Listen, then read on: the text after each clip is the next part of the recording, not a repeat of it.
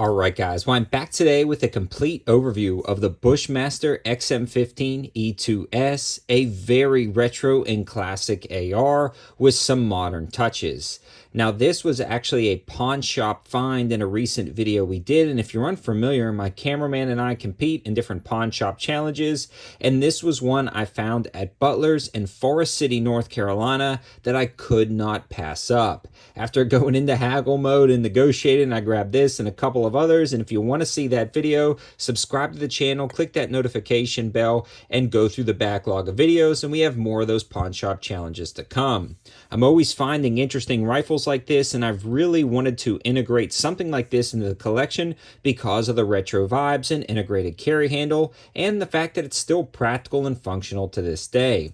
Now, of course, we added a couple of different things to it to make it a little bit more fun and practical down at the range, including picking up this SOG knife slash bayonet, and it is absolutely awesome, especially for the price and quality materials used.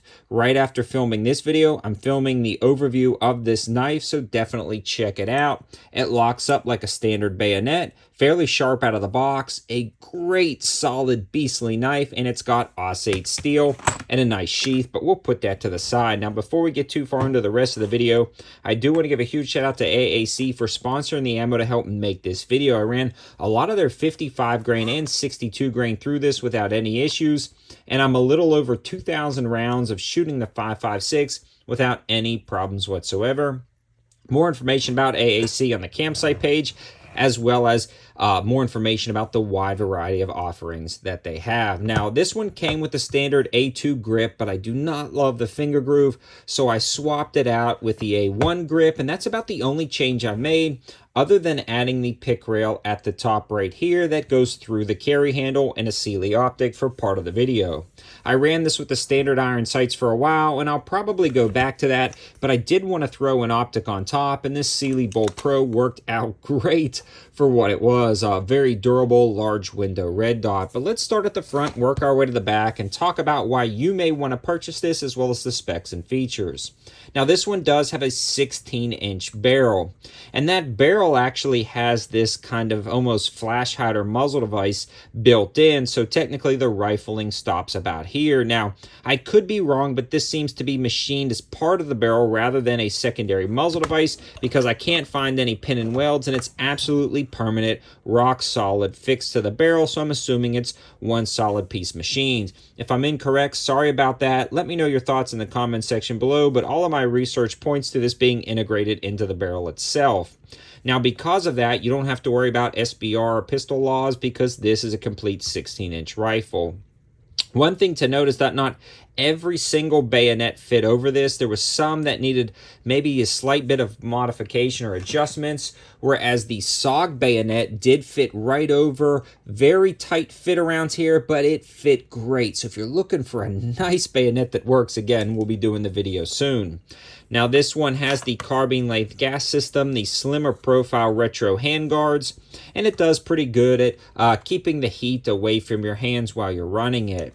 Now, it goes back to the upper receiver with the integrated carry handle, and again, this is going to be one of those classic retro Vietnam era style builds.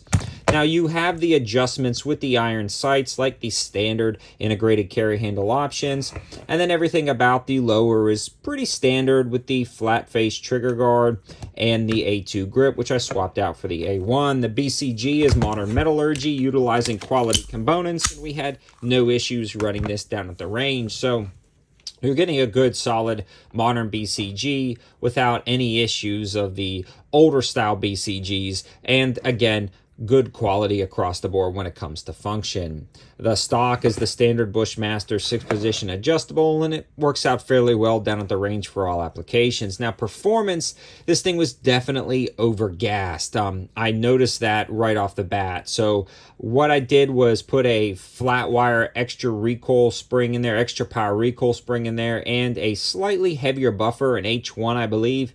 And then the ejection pattern smoothed up. I mean, we were getting right at about about 3 or 4 o'clock consistently, which was perfect for this setup. So something to consider. It ran fine. It was just shooting at 1 to 2 o'clock ejection pattern, which is a little bit more overgas than I like.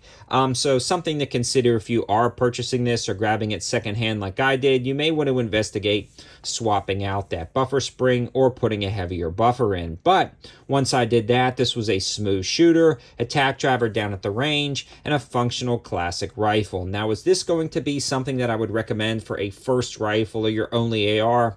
Definitely not. This is something after you've filled all your AR niches and you're wanting to scratch the itch for that retro vibe. This one does well, it works, and it's functional down at the range without any issues. And again, it's pretty darn awesome to have a classic AR like this in your collection to take down to the range and shoot.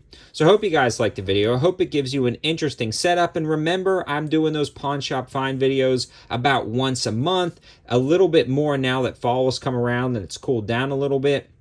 Definitely check out those videos if you're interested in finding unique things. And I'd love to hear your thoughts in the comment section below about what type of challenges you want to see in the next Pawn Shop Challenge video. Thanks for watching, guys. Have a good one.